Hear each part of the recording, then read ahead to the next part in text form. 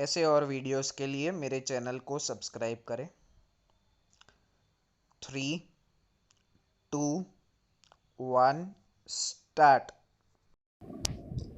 Sir, last one which the finance minister has indicated in his budget speech, and coming to the finance bill, I would like to make some preliminary remarks.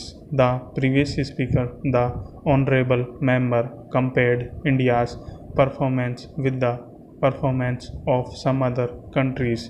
We are accustomed to it whenever members of the Treasury benches speak. They compare India's performance with that of Pakistan, Ghana, Nigeria, and so on.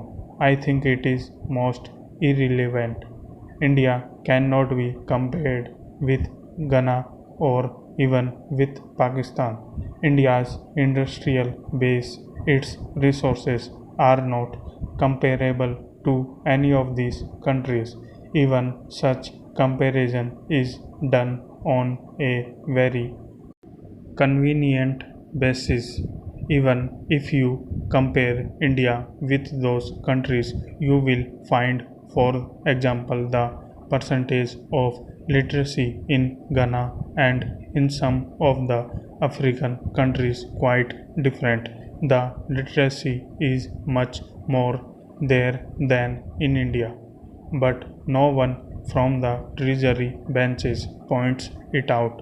As regards per capita income in Ceylon, which is a major smaller country than India, is higher than in India. If you compare them in totality, not only in respect of inflation or some other aspect of economic.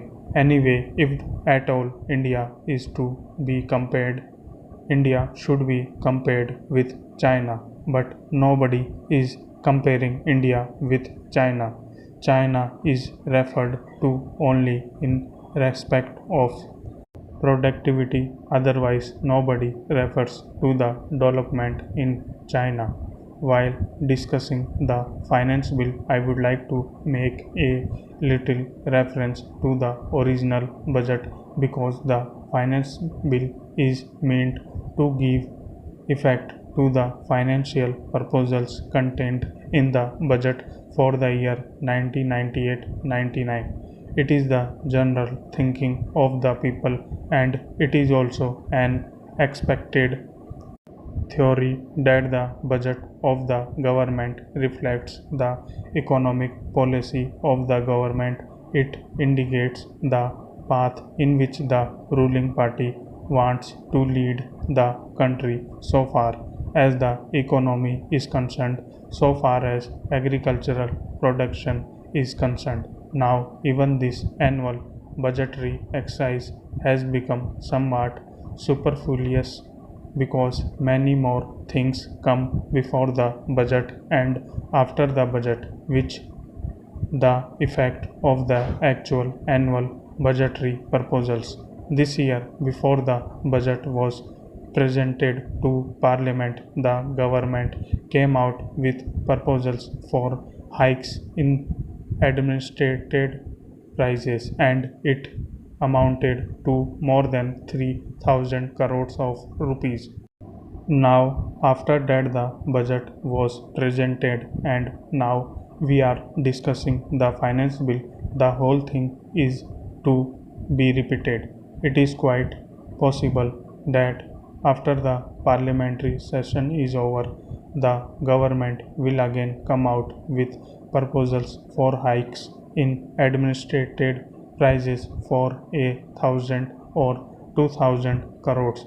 So the annual budgetary exercise for the last few years has become an exercise which does not reflect the reality, which does not reflect the actual economic policy of the government.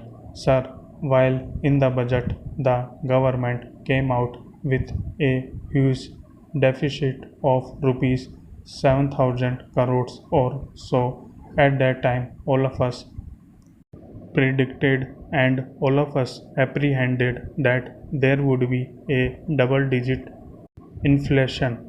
Now, from the various publications of the government, we find that presently the wholesale price index has gone up by 10 points. Now, what is the effect of this 10-point rise? It does not reflect the actual prices because the manner in which the index figures are compiled is not quite correct, and we have raised objections several times.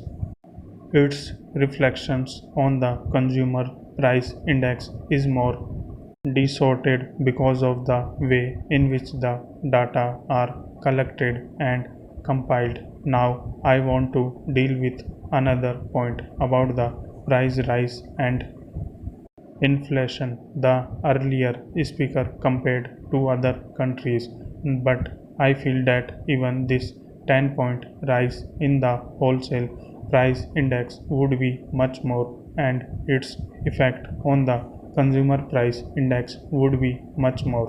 What I want to bring to your notice is that whatever figure the government dishes out to us, I am not in a position to believe in those figures. It is because of the fact that the manner in which they are collected and compiled gives a distortion. That is my point. Even this increase by 10 points or 9 points or 10.4 points would have been more had there been much more consumption by the people. What is the purchasing power of the people? All the people have not got the purchasing power under consumption of the rural masses, under consumption even of the city poor, have helped the government in maintaining the so-called 10-point rise. Had there been more consumption by the masses, the inflation rate would have been much more. That is my point. So the government is benefited by this under consumption and lack of purchasing power of the poor masses, both in the rural areas and in the city areas. This is one of the redeeming features